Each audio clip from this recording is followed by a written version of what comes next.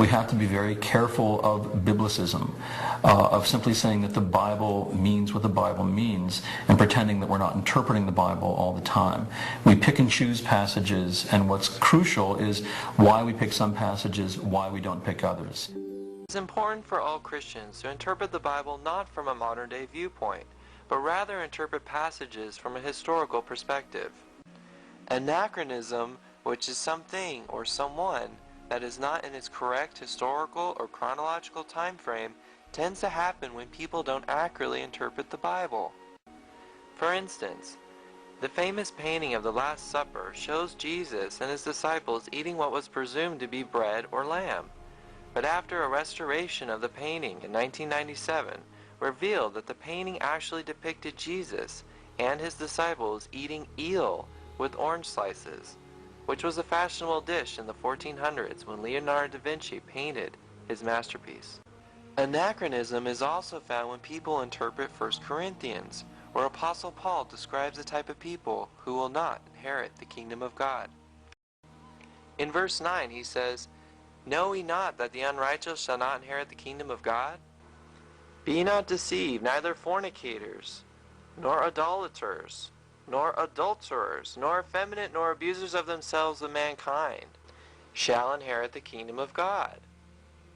Many Christians believe the word effeminate, as well as the phrase abuser of themselves of mankind, addresses homosexuality. The reason for this is because Christians take the meaning and understanding of a word like effeminate from a 21st century viewpoint, rather than understand the viewpoint of a first century reader. The word effeminate today is defined as a human male who has a feminine nature, behavior, mannerisms, or style. The original Greek word, however, was malakoi. Malakoi is ancient Greek slang meaning soft and never referred to homosexuals. Jesus used the word malakoi both in Matthew and Luke to describe soft or fine clothing. In Matthew 18 and verse 7 it says, "As John's disciples were leaving, Jesus began to speak to the crowd about John. 'What did you go out in the wilderness to see? A reed swayed by the wind? If not, what did you go out to see? A man dressed in fine or malakoi clothes? No, those who wear fine or malakoi clothes are in kings' palaces.'" Furthermore, Clement of Alexandria, a first century Christian teacher, describes an effeminate person as heterosexual men and women who are obsessed with their appearance. These people are described as wearing soft, colorful clothing with lots of makeup and detailed attention to their hair. It is important to note that in ancient times, lots of makeup and fine clothing were used by high-end prostitutes in order to lure men. Men also took part in this obsession in order to lure women. This would be like a modern-day metrosexual. But it wasn't the clothes and makeup that made these people sinners. Clement of Alexandria describes that their obsession to their appearance was a sign of their weak minds. For he writes, "For these unnecessary and transparent materials are the proof of a weak mind, covering as they do the shame of the body with a slender veil." Clothing throughout history and even today helps to define a person's personality, social status, occupation, as well as someone's personal faith. Malakoi was equivalent to a materialistic person of the ancient times. They are described as people who indulged in sex and vanity. They cared for nobody but themselves. They looked down on the poor and needy and did not take the place of a servant to God, but rather worshipped themselves. Malakoi, throughout history, never referred to homosexuals. It wasn't until 1958 when the translators of the Amplified Bible decided to translate the word malakoi to anyone practicing homosexuality. Let me repeat that.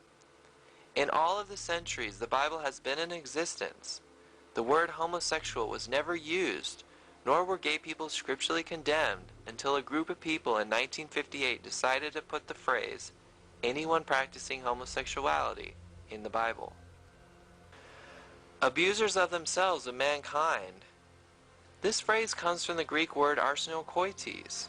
Scholars believe this word was coined by Paul himself and that the word was formed from the Greek translations of Leviticus 18:22 in 2013. Arsenos means man and koiton means bed.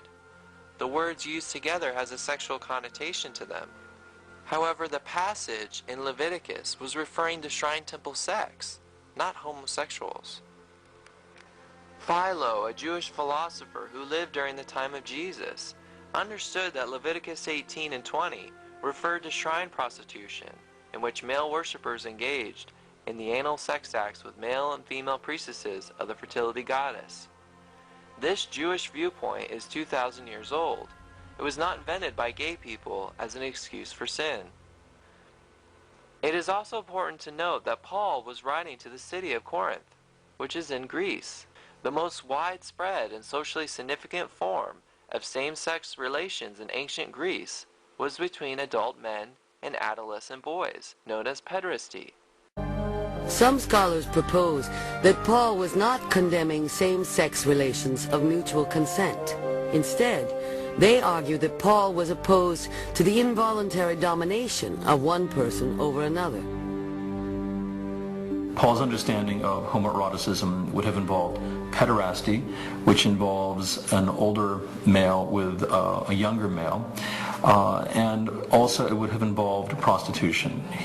He would have been aware of slave prostitution in particular, so that Paul would not have had any conception of homosexuality as we understand it, of same-sex consensual relations between adults that might be monogamous and long-lasting. Therefore, many scholars believe that arsenokoites refers to pederasty, not to male adults in a loving, committed relationship.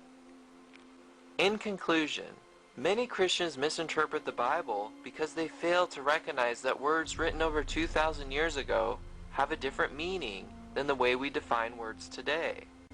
Even though the word effeminate has a homosexual reference today, there is no evidence that first-century Christians viewed Paul's writing of Malakoi as a condemnation of gay people. Malakoi referred to men and women who indulged in sex and vanity. Arsenokoites stems from Moses' writings in Leviticus, which condemns shrine prostitution. And finally, the word homosexual was added in the Bible in 1958 by the translators of the Amplified Bible. As I say, we're always psychophysical wholes. You cannot separate the spiritual from the bodily. They are both involved in everything we do. So anything having to do with the body becomes evil in Hellenistic thinking.